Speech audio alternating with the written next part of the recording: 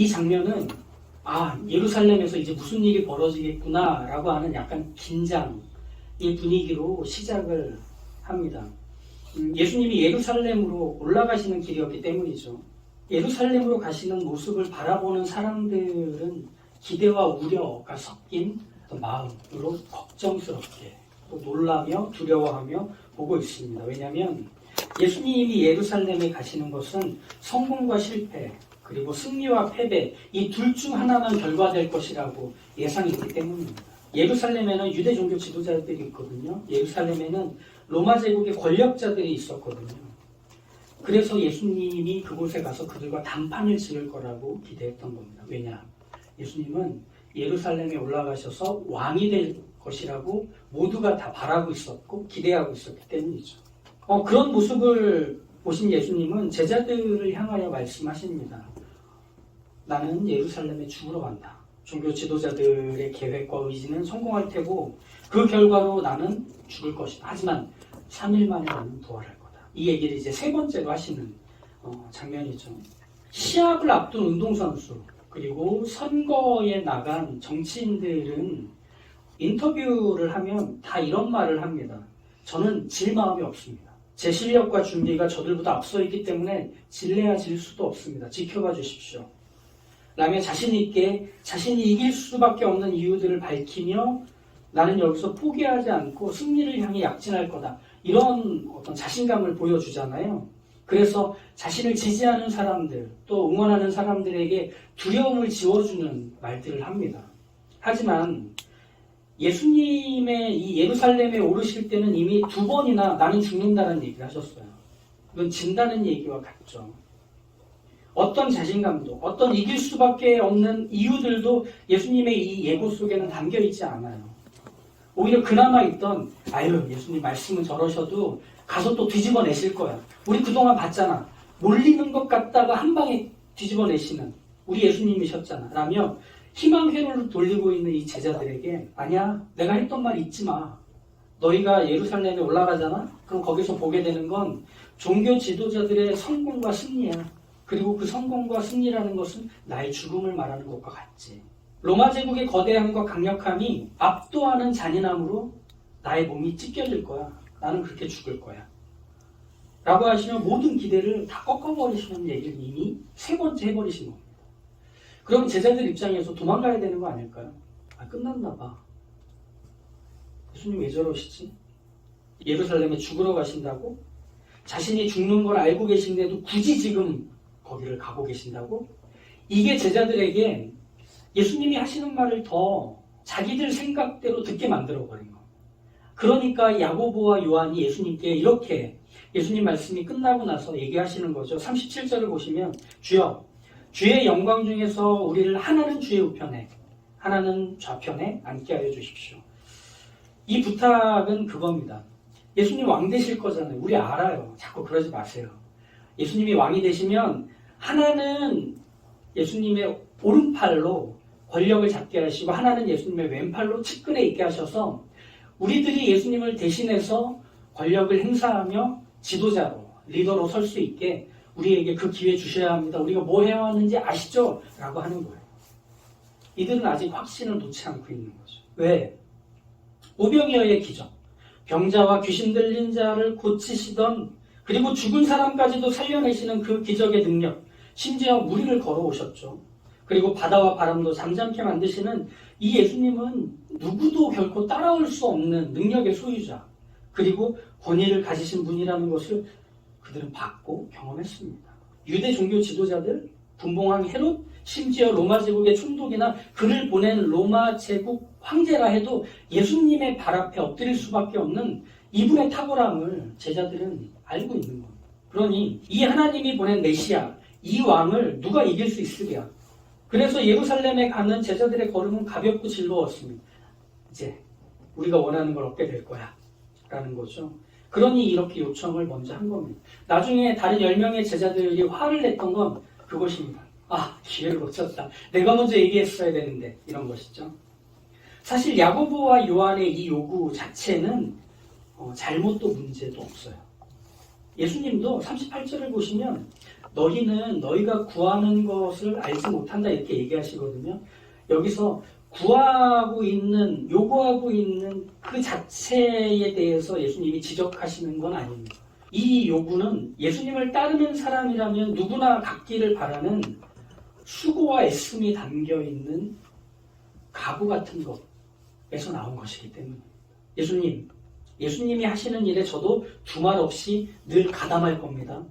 예수님이 하라고 하신 일들의 결과를 당장 확인하실 수 있도록 저는 예수님이 가 하면 거기에 있을 겁니다. 예수님이 해 하면 그걸 하고 있을 겁니다.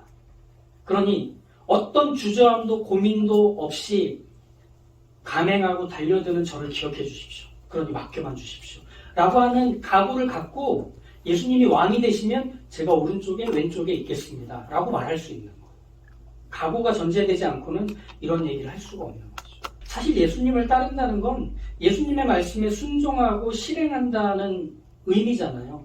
그래서 부자였던 그 경건한 청년이 슬픈 기색을 띠고 근심하며 예수님을 따르지 않고 돌아갔잖아요. 그걸 할 만한 각오가 없어서. 야고보와 요한은 지금 그 각오를 보이는 겁니다. 저희는 어디든 함께 하겠습니다. 무엇을 시키든 다 할 수 있습니다. 그러니 그에 걸맞는 보상과 지위를 주십시오라는 요구를 할 수 있는 거죠. 그런 제자들의 요구를 탓하지 않으신 예수님은 무엇을 지적하시며 교정하시느냐면 그 요구가 아니라 제자들의 순종이 어떤 순종이어야 하는지만을 교정해 주시는 겁니다. 그들이 해야 되는 각오, 그 순종해야 되는 각오에는 어떤 순종이라는 것이어야 할지를 말씀해 주시는 게 39절입니다. 너희는 내가 마시는 잔을 마시고 내가 받는 세례를 받아야만 한다. 더 큰 희생, 힘든 책임과 수고에는 그에 어울리는 대가와 보상이 있습니다. 힘들고 괴로운 만큼의 보상이 있어야 그 힘든 책임과 수고가 계속 이어질 거기 때문에 보상은 주어집니다. 예수님은 힘든 책임과 수고를 자신이 하셨듯 제자들도 한다면 반드시 그에 걸맞는 보상이 주어질 거라고 얘기하십니다. 40절을 보시면 내 좌우편에 앉는 것은 내가 줄 것이 아니라 누구를 위하여 준비되었든 그들이 얻을 것이니라. 무슨 말이냐면 너희에게 그 일을 하게 하신 분은 하나님이다. 나도 하라고 하신 분이 하나님이셔서 그분을 통해 보상을 받을 텐데 너희도 마찬가지다. 그러니 그분이 하라고 하는 일을 하면 그분 앞에서 보상을 받는다. 그러니 보상하시는 분이 그 일을 맡기신 분이 되면 그 보상은 분명한 거예요.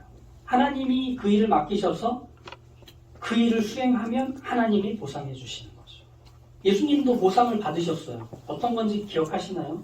빌립보서 2장에서 보면 종의 형체를 가지사 이 땅에 오신 예수님이 죽기까지 순종하심으로 십자가에 달려 죽으시고 부활하신 그 후에 하늘로 올라가시죠. 하늘로 올라가셔서 하나님 앞에서 예수님이 받으신 보상은 하나님의 모든 왕권을 그 아들이 위임받는 거였어요. 그래서 예수님이 왕이 되시는 바로 이 일이 일어난 겁니다. 하늘에서. 그러니 예수님의 제자들도 그 순종을 따라한다면 그에 걸맞는 보상이 주어질 것이죠. 그 순종을 한다는 말이죠. 그렇다면 예수님께 하나님은 이 땅에 보내실 때 어떤 일을 맡기셨을까? 45절을 보시겠어요? 인자가 온 것은 섬김을 받으려 함이 아니라 도리어 섬기려 하고 자기 목숨을 많은 사람의 대속물로 주려 함이니라. 하나님이 예수님께 맡기신 일이란 뭐냐면 섬기는 일이랍니다.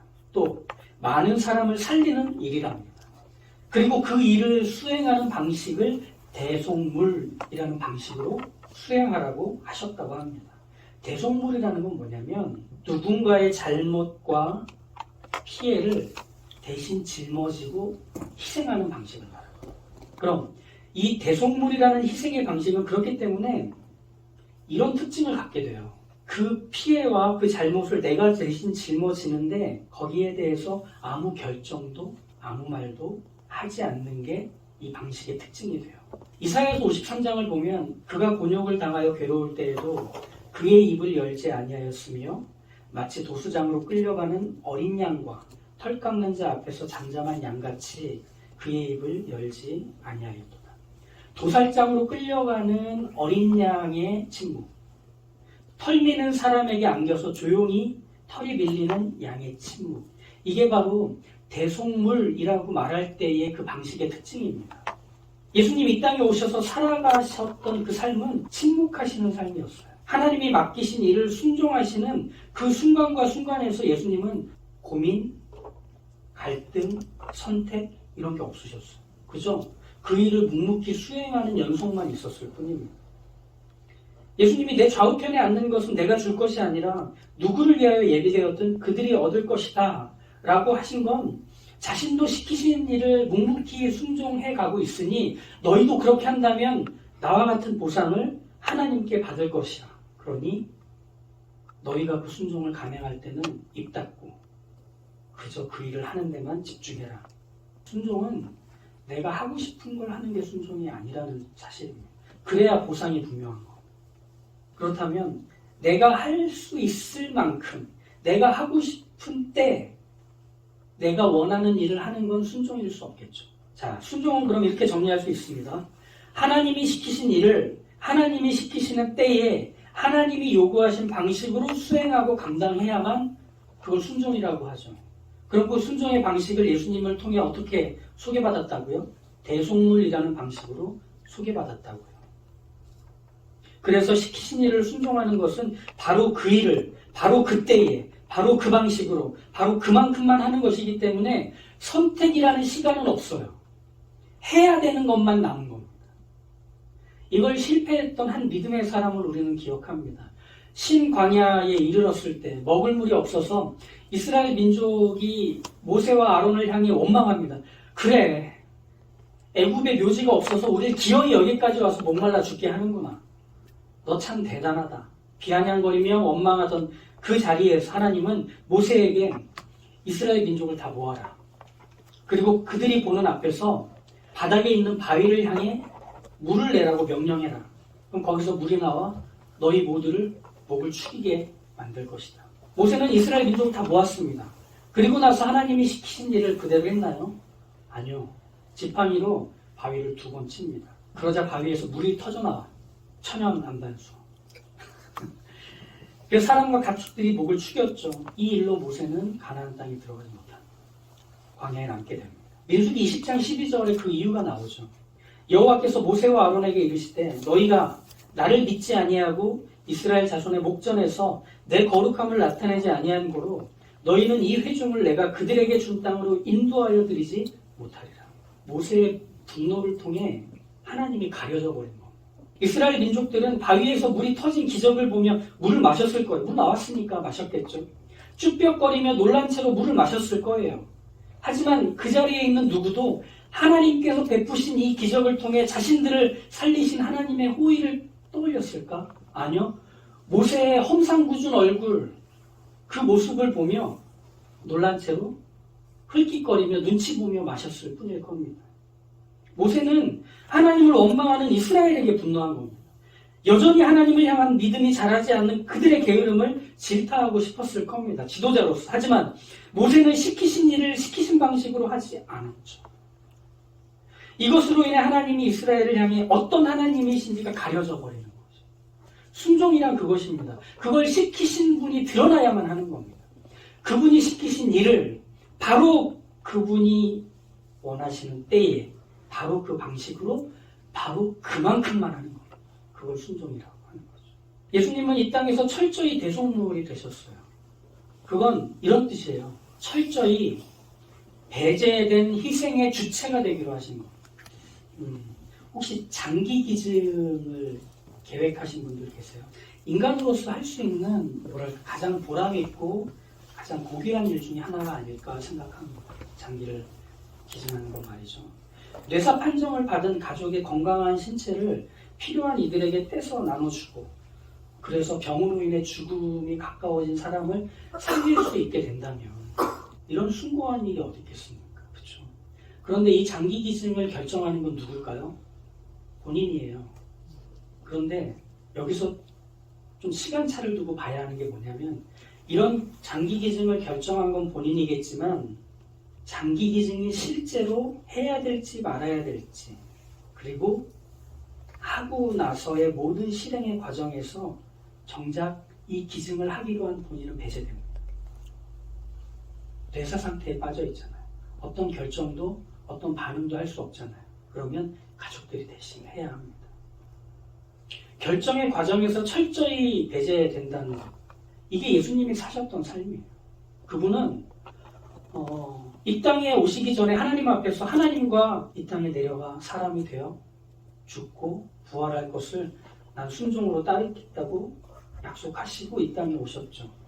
그래서 예수님의 삶은 선택의 삶이 없었습니다. 주저하던 삶이라는 것이 없었습니다. 머뭇거린 적 없습니다. 그건 이런 때예요. 오해를 사고 누명을 쓰실 때, 많은 사람들의 요청과 필요가 끊임없이 커져 있을 때, 나에게 생길 피해가 분명해 보일 때 예수님은 잠시만요. 저 생각할 기회 좀 주세요. 이게 하나님의 뜻인지 아닌지 좀 물어야겠어요. 라고 했던 게 하나도 없으세요. 즉각 하십니다. 예수님의 순종은 시간차가 없으셨어요. 이게 우리가 따라야 되는 대속물이라는 방식을 취하는 예수님을 따르는 순종의 모습입니다. 머뭇거리고 주저할 수 있어요. 그죠? 이게 어떤 순종들은 쉽사리 하기 참 힘든 것들이 있습니다. 뭐 예를 들면 사랑할 수 없을 사람을 사랑한다는 것, 용서하기 싫은 사람을 용서한다는 것은 나를 넘어서는 일입니다. 그거 정말 쉬운 건 아닙니다. 어느 정도의 용기가 필요한 게 아니라 그냥 내가 쪼개지는 것 같은 용기가 필요합니다. 누군가를 용서한다는 것, 사랑하지 못할 사람을 사랑한다는 건 말이죠. 그런데 그 자리에서 주저할 수 있고 머뭇거릴 수는 있지만 그 자리에서 내 방식대로도 할 수 없고 내 마음의 준비가 될 타이밍에서 하는 것도 아니고 내가 원하는 정도만큼만 하고 빠지는 것도 아닌 하나님이 시키신 이웃을 사랑하고 원수를 사랑하는 그 일에 나는 부름을 받았다는 사실 앞에서 그걸 주저한 채로 계속하는 겁니다. 머뭇거리는 채로 계속하는 겁니다. 왜? 예수님이 그렇게 하셨듯 우리도 그렇게 해야 하기 때문이죠. 그리스도인은 예수님처럼 이런 결정의 과정, 실행의 과정에서 철저히 배제된 대속물이기 때문에 우린 그 간극을 점차 좁혀가는 거죠. 예수님은 한 번에 하셨으니 너희도 한 번에 해라. 이거는 폭력이에요. 예수님이 한 번에 하셨듯 우리도 그걸 방향을 삼는 겁니다. 그래서 그 방향에 길을 잃지 않고 해나가는 겁니다. 그 저항이 너무 크고 내 안에서의 갈등이 아무리 끊임없이 반복된다 해도 그 방향을 놓지 않은 채로 해보기 시작하는 겁니다. 그럼 작은 것부터 해나가게 돼요. 그러면서 어느샌가 우리가 할 수 없는 것들을 한 자리에 우리를 세워놓을 수 있게 됩니다.